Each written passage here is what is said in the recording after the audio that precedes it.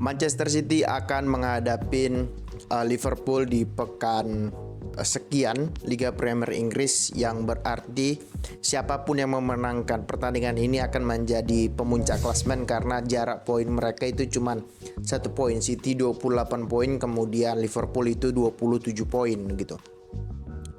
Cuman yang cukup menarik dari pertandingan ini adalah dua tim yang sedang dalam keadaan yang berbeda kayak gitu. Karena Liverpool sedang on fire, sedang sedang dalam masa terbaiknya setelah musim lalu mereka totally flop gitu, karena ya satu nggak masuk UCL, yang kedua mereka juga sepanjang musim itu terseok-seok ataupun banyak kalahnya lagi itu, walaupun mereka menang 7-0 lawan MU gitu. Kemudian Manchester City di musim lalu yang luar biasa sehingga mereka bisa treble, dapat FA Cup, Liga Inggris, kemudian Liga Champions.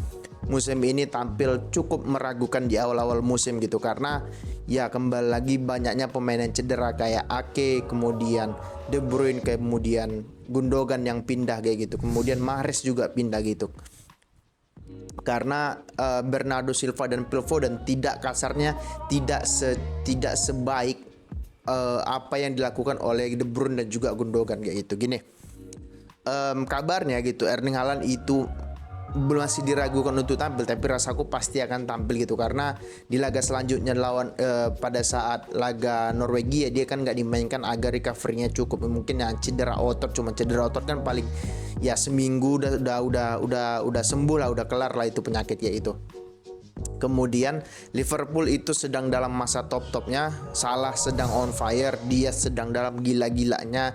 Kemudian Jota, kemudian Gakpo, mungkin Nunes yang sedikit agak flop karena ya dia dibeli 70 juta kan tujuannya untuk cetak gol, bukan untuk untuk assist dan lain sebagainya. Walaupun tetap aku bilang tugas striker itu 3 cetak gol, memberi assist dan juga membuka ruang, tapi tugas utama dia, main job dia itu adalah mencetak gol kayak gitu.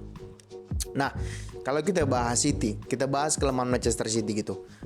Gini, di musim lalu bisa dibilang nyaris City tidak memiliki kelemahan karena mereka bermain sangat smooth, mereka bermain sangat bagus karena mereka juga memiliki formasi baru. Di atas kertas mereka 4-3-3, kemudian pada saat menyerang mereka menjadi 3-2-4-1, yang mana Stones maju ke depan untuk membantu Rodri sebagai distributor bola gitu. Kemudian De Bruyne, Gundogan menjadi attacking midfield, di kiri itu nanti ada si Grealish ataupun di kanan itu ada Bruno, kemudian di depan Haaland gitu. Nah, sekarang kedatangan pemain baru seperti Gvardiol dan kehilangan De Bruyne cedera dan Gundogan yang pindah ke Barca, kelihatan kroposnya cara menyerang dan juga cara bertanya Manchester City. Kalau aku bilang titik lemahnya Manchester City itu ada pada sektor sebelah kiri, yaitu sektornya Gvardiol gitu.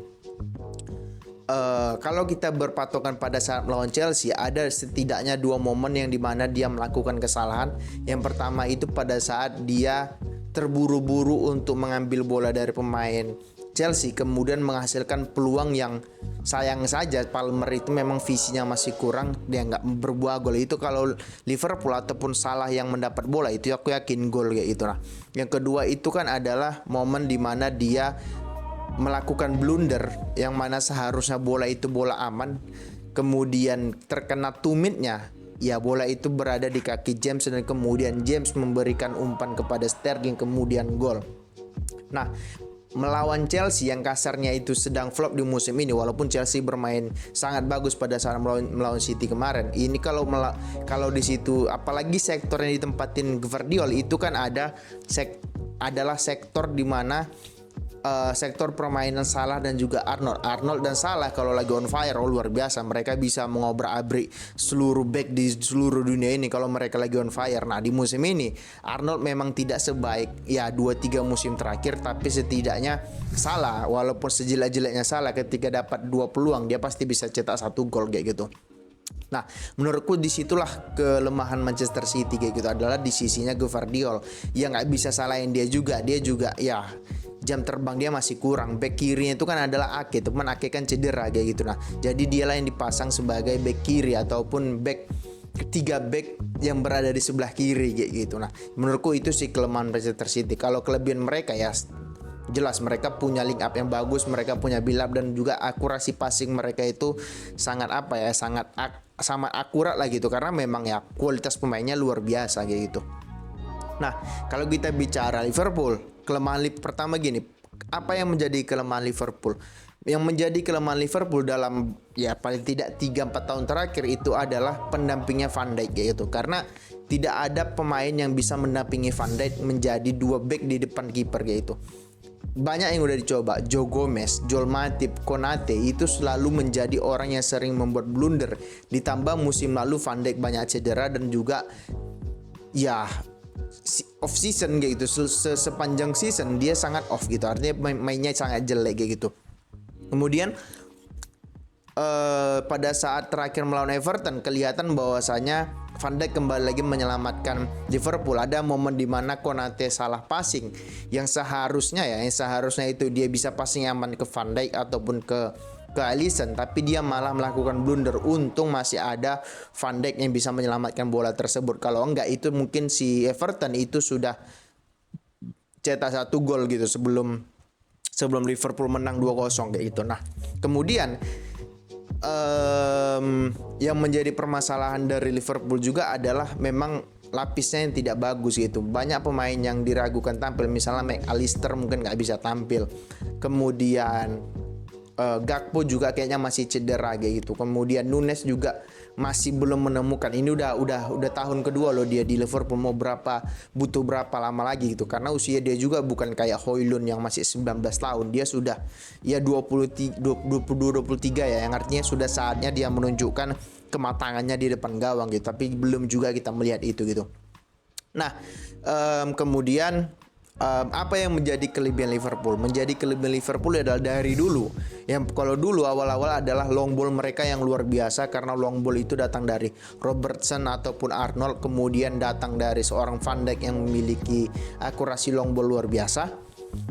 Kalau sekarang mereka lebih bermain sebagai tim yang mengandalkan counter attack kayak gitu. Artinya counter attack mereka itu sangat berbahaya. Kalau kita berpatokan pada saat melawan Everton, ada 2 momen di mana Liverpool itu berhasil mendapatkan counter attack dan mereka begitu cepat untuk melakukan itu karena di depan itu ada Jota, Salah dan juga dia yang memiliki speed yang kencang. Nah, momen pertama itu pada saat Everton mendapatkan corner, kemudian bisa dihalau oleh pemain Liverpool, kemudian mereka berhasil melakukan counter attack dengan cepat. Dengan beberapa detik mereka bisa mencapai gawangnya Everton, tapi sayang aja si Luis Diaz tidak bisa menyelesaikan peluang. Dia agak sedikit egois sih, walaupun sebenarnya ada masalah yang kosong di sebelah kanan. Cuman ya it's okay gitu.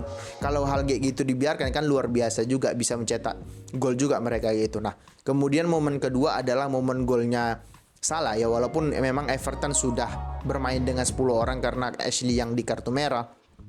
Cuman ya gol ya tetap gol kayak gitu. Kemudian mereka bisa mencetak gol melalui counter attack juga ya, 2 lawan 1 ya, selesai itu barang. Jadi menurutku kalau City tidak bisa mengantisipasi kalau City lawan siapapun mereka nggak peduli, pasti mereka main possession ball, pasti mereka main dari kaki ke kaki, nggak banyak long ball kayak gitu, pasti main build up dari bawah. Kalau mereka nggak pandai-pandai, akurasi passingnya jelek aja, ada aja sedikit yang blunder, selesai itu di strafe sama Salah, Jota ataupun Diaz yang ada di depan gitu. Karena ini pemain mungkin cukup egois, cuman mereka ketika dapat 2 peluang pasti dapat 1 gol di antara mereka gitu loh, ngerti ya? Jadi menurutku sektor sebelah kiri siapa yang harus dimainin ya? Kalau menurutku di belakang si Pep jangan turunkan Gvardiol gitu. Di belakang dia harus turunkan, di kanan itu si Walker, kan 3 back ya. Di kanan itu Walker, di tengah Diaz, di kiri itu Akanji itu. Karena Gvardiol di laga-laga menengah ke bawah dia bagus penampilan karena dia tidak mendapat lawan yang sepadan. Tapi kalau dia dapat lawan yang sepadan gitu, padahal pada saat melawan MU aja dia bermain jelek kayak gitu loh, ngerti nggak? Apalagi pada saat melawan Chelsea, artinya dia di laga-laga besar cukup banyak melakukan blunder kayak gitu, bukan blunder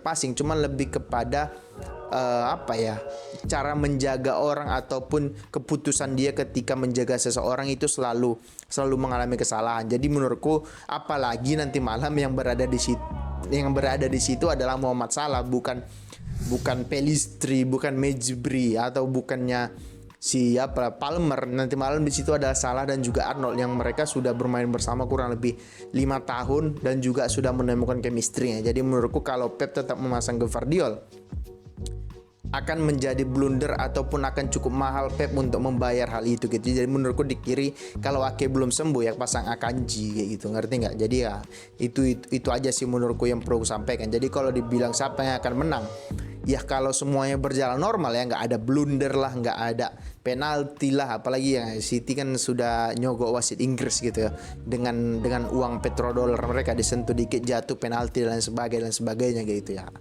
Kalau semuanya berjalan normal ya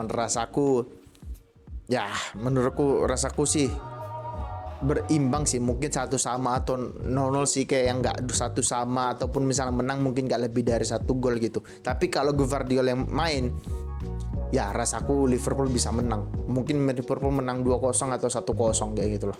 Itu menurutku ya kalau semuanya berjalan lancar kayak gitu. Oke, itu dulu konten kita kali ini. Bagi kalian yang suka silahkan di subscribe, di komen, dan di like. Bagi kalian yang nggak suka nggak apa-apa, di skip aja. Oke, terima kasih. Semoga terhibur.